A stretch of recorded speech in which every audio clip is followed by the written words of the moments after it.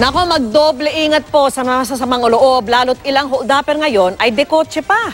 Tulad po ng mga salaring nahuli kam, ang kanilang biniktima ay wala nang nagawa kundi ibigay ang kanyang bag. Tinutukan po yan ni Bam Alegre. Nakunan sa CCTV ang dalawang lalaki na ito na bumaba sa isang kotse sa Villamor Street, Barangay Tibagan, San Juan. Pasado alas 10 ng gabi nitong Lunes.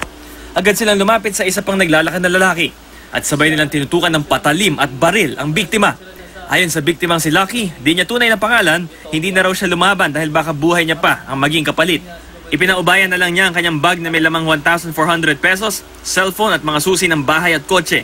Agad ding umalis ang mga suspect matapos mang hold up. Kung naisip ko na hold up to, tsaka yung baril nakaharap na sa mukha mo, naisip ko ibigay na lang yung bag na kinukuha nila sa akin.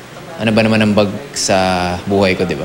Na-post ni Kagawad Chris Pequeño ang CCTV footage sa Facebook para pag-ingatin ang mga residente sa kanilang barangay. Lalo't tila minanmanan ng mga suspect ang biktima bago siya pagnakawan. May posibilidad na ganun kasi ayon sa biktima, meron siyang restaurant dyan sa kabilang barangay. Bam Alegre, nakatutok 24 oras.